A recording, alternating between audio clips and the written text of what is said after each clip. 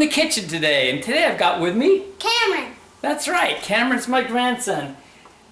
And I'm lucky because he's living with me now. So guess what? What? We're gonna make today hard lemonade, hard raspberry lemonade. Sounds pretty fun, doesn't it? Yeah. So we're heating up some water. In fact, I've already got it up to temp, so I'm gonna just turn it off for the moment. We've got it up. So now we're gonna remove it from the heat and we're gonna tell you what we're doing here. The first thing we're gonna do, we're making Lermo 22's hard lemonade with raspberries. So we've got 1 gallon of water, and I'll put this ingredients up on the screen. We've got 1 pound of corn sugar. Now we're making a half batch. So everything I do here, you would double. So 1 gallon of water, so you go with 2. We're gonna go with 1 pound of corn sugar, so that would normally be 2. And get the whisk, and you're gonna whisk that around in there for me. Go for it.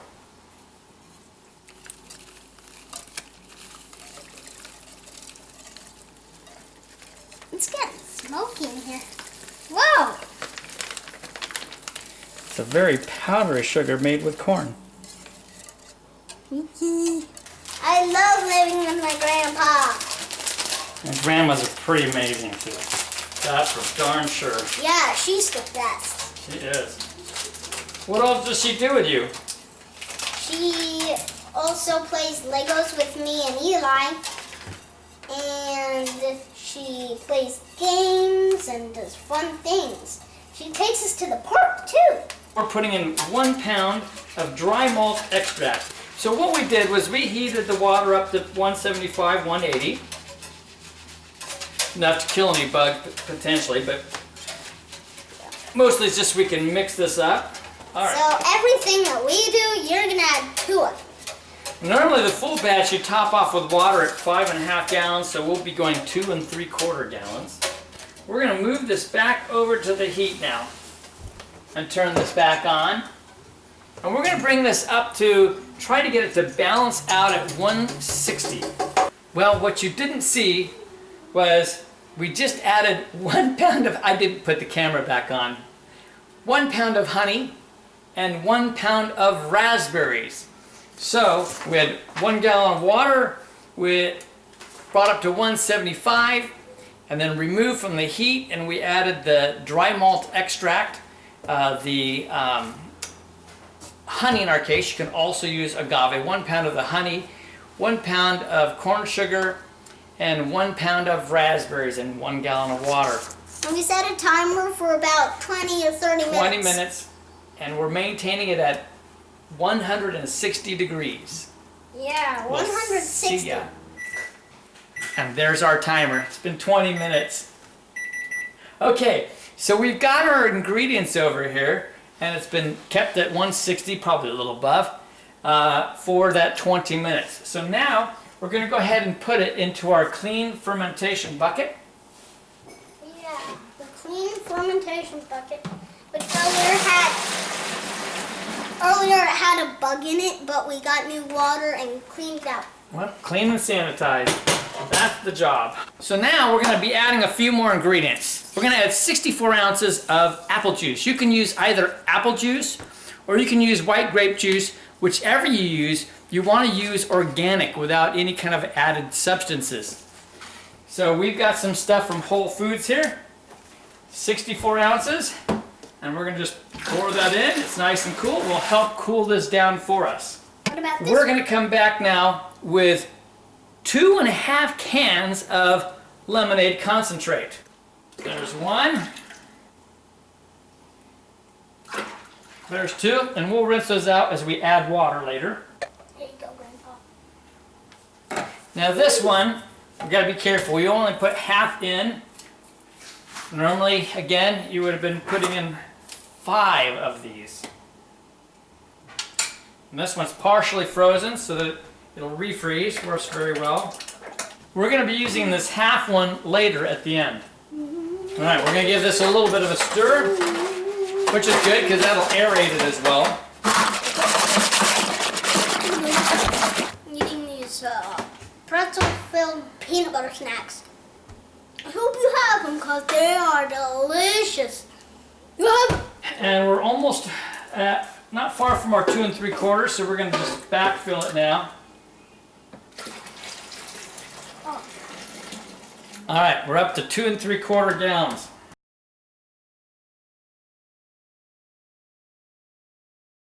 All right, now we're going in with 1 teaspoon of yeast nutrient.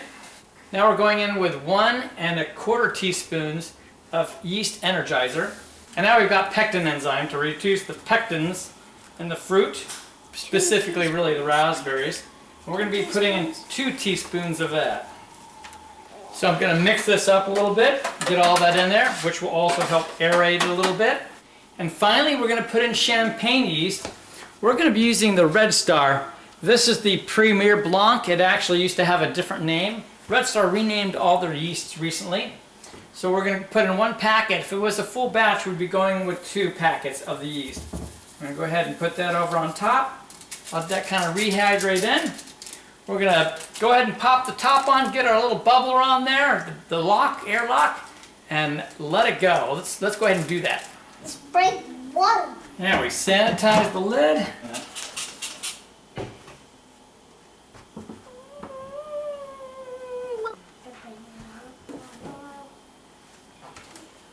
Okay, so we've got this all ready. I'm going to be taking that to the fermentation chamber. I'm actually going to put my heat wrap on it and go ahead and use my Inkbird along with my thermal well, and we're going to be keeping this at 68 degrees. You want to go ahead and let that ferment for 7 to 10 days till it's pretty much fermented out.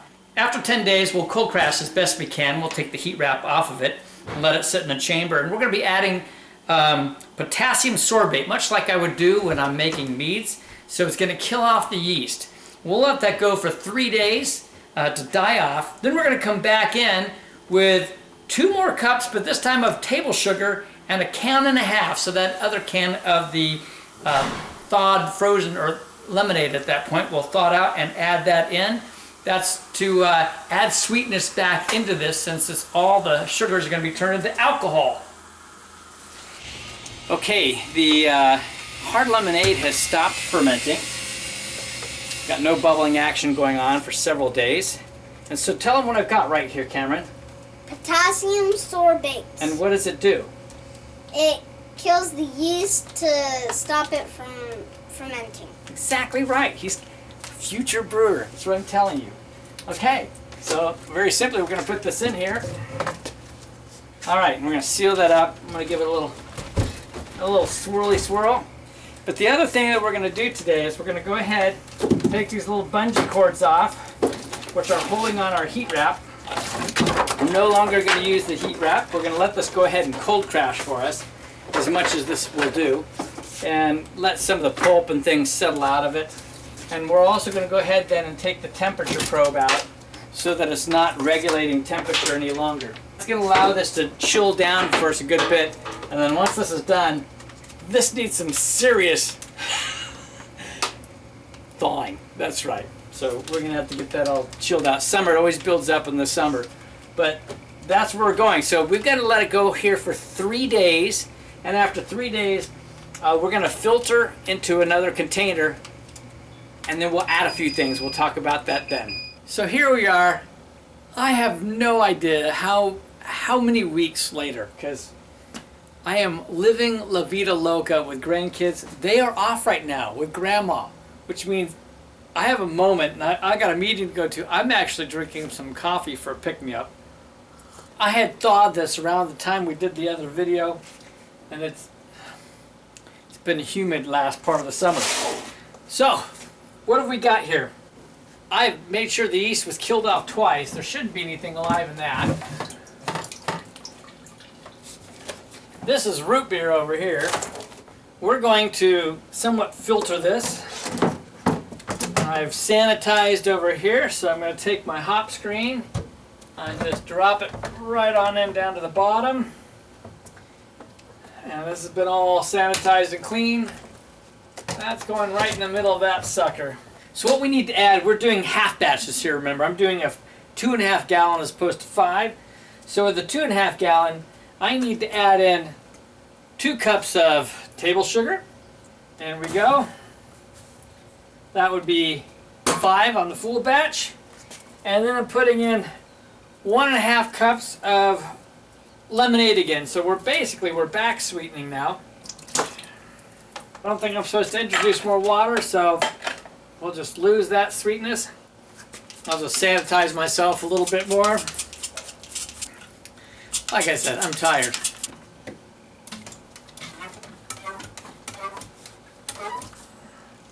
Now the pink color here has nothing to do with it being pink lemonade. It's just regular lemonade. But if you remember, we had put in raspberries. I think I had a pound of raspberries in this when it was originally done. So we're going to rack over onto that. I'm going to get a spoon. And we'll do a little extra sanitizing on this again. Because I'm not really sure how that sugar is going to really, without hot water, it might be a little hard for that to really completely dilute.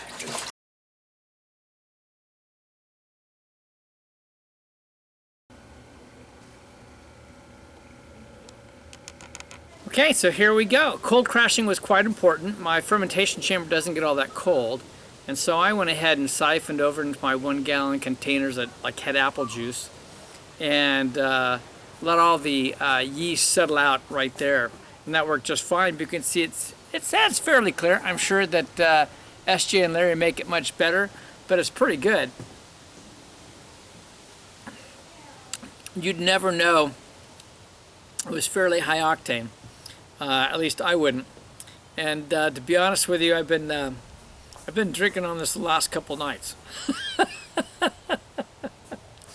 So I'm pretty pleased with this.